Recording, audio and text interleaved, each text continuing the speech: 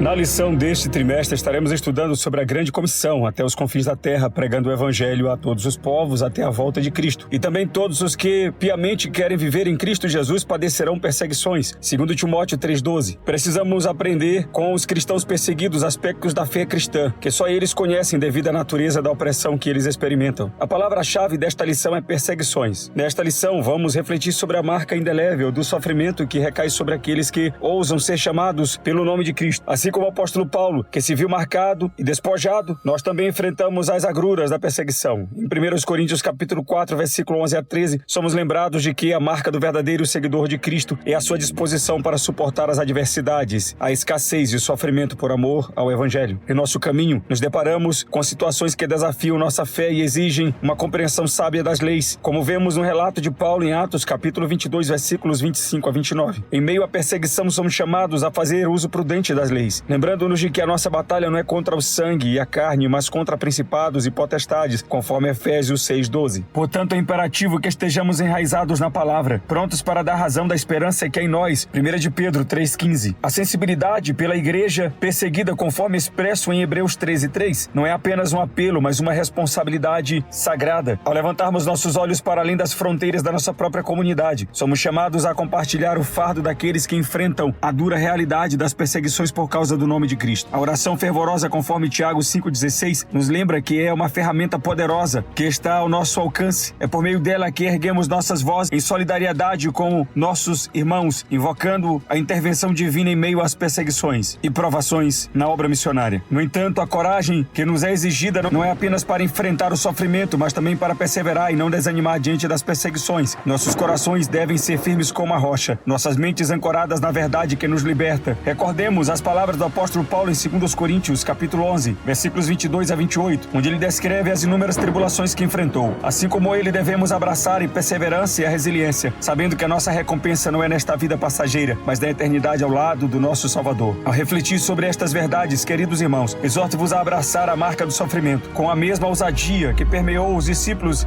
e apóstolos nos primeiros dias da igreja. Que a palavra de Deus seja a lâmpada para os vossos pés e a luz para o vosso caminho, enquanto enfrentamos as tempestades da perseguição. Que nossa fé permaneça inabalável, que nosso amor seja fervoroso e nossa esperança firme na promessa da vida eterna em Cristo Jesus. Número 1. A igreja nasceu em um contexto de perseguição. Em um mundo repleto de desafios e adversidades, o nascimento da igreja cristã foi marcado por um contexto de intensa perseguição.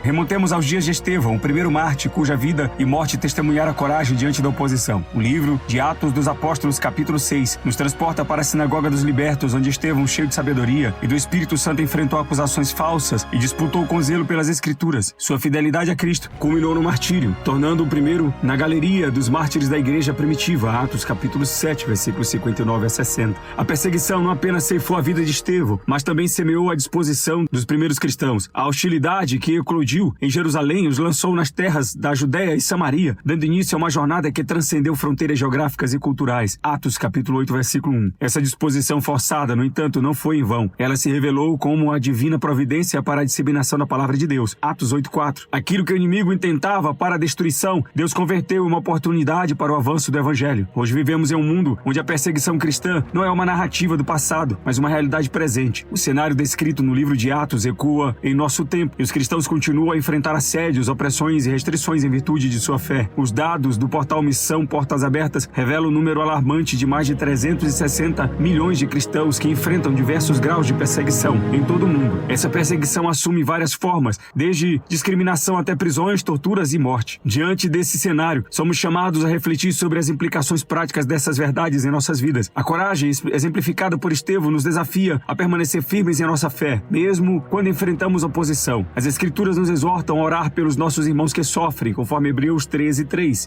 e enfrentar as adversidades com a armadura espiritual, conforme Efésios 6:13 a 17, e a perseverar confiantes na promessa da vida eterna, segundo os Coríntios 4:17. Assim como a igreja primitiva transformou a perseguição em oportunidade, somos instigados a usar nossas próprias experiências de adversidade para proclamar o Evangelho. Que em meio à perseguição possamos encontrar força na oração, coragem na palavra de Deus, inspiração na resiliência daqueles que, antes de nós, suportaram o peso do martírio. Que a igreja em todos os cantos do mundo seja fortalecida pela consciência de que, mesmo diante da perseguição, somos mais que vencedores por meio daquele que nos amou. Romanos 8:37.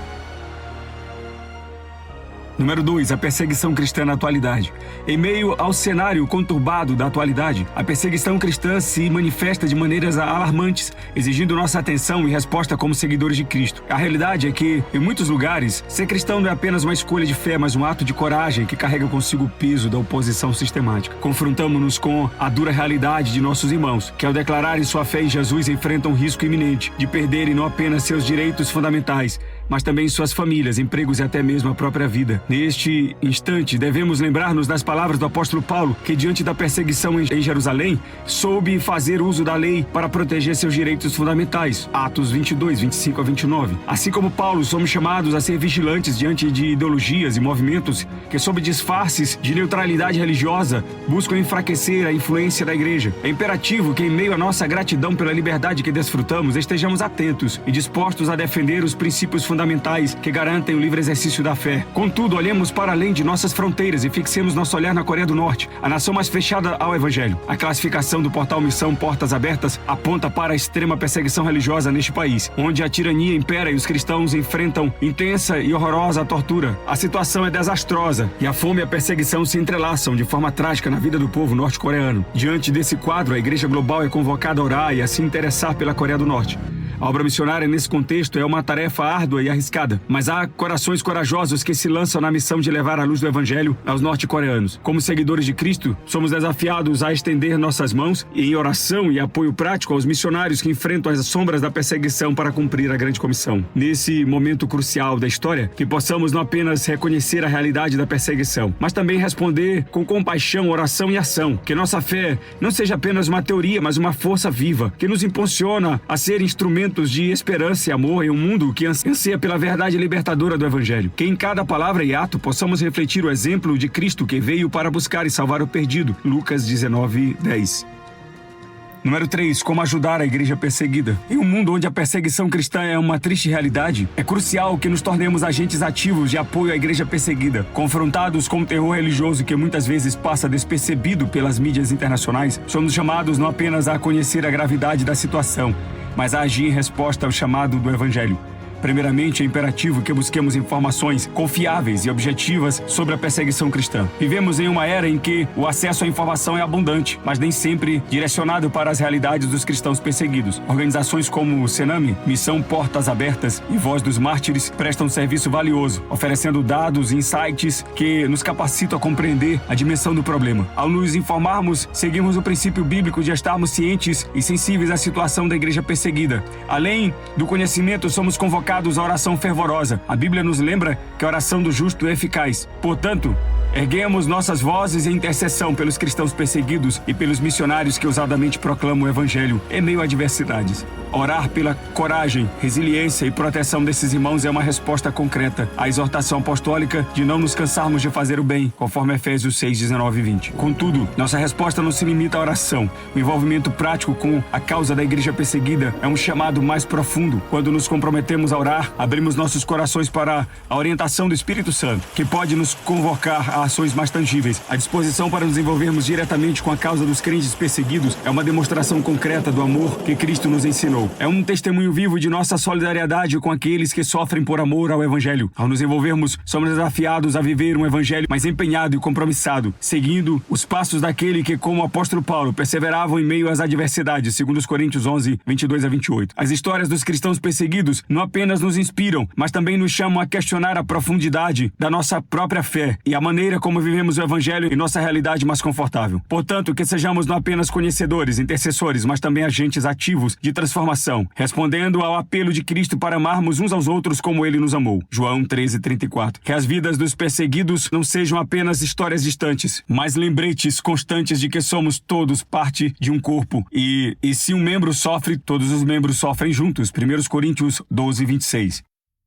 Não podemos ignorar as trevas que envolvem nossos irmãos em Cristo, que sofrem perseguição extrema, enfrentando até mesmo a morte por causa do nome de Jesus. Em pleno século XXI, somos confrontados com a brutalidade de ideologias satânicas que buscam silenciar a luz do Evangelho. Queridos, o Evangelho convoca nossos corações a um clamor incessante pelos nossos irmãos perseguidos. A palavra de Deus nos lembra em Hebreus 13:3. Lembrai-vos dos encarcerados, como se estivesseis aprisionados com eles, dos que sofrem maus tratos, como se vós mesmos o fosseis no corpo. A dor deles deve ser ser a nossa dor. A perseguição deles deve ser a nossa preocupação constante. Não podemos ser indiferentes ao sofrimento daqueles que, por amor a Jesus, enfrentam adversidades tão cruéis. Oremos fervorosamente, pois a oração do justo é eficaz. Tiago 5,16. Que as nossas orações sejam como incenso diante do trono do Altíssimo, clamando por proteção, coragem e consolo para aqueles que estão enfrentando as sombras da perseguição. O Evangelho nos convoca a ser uma igreja de intercessores persistentes, que se regozijem em estar na presença do Senhor, levando diante dele as dores e aflições de nossos irmãos perseguidos.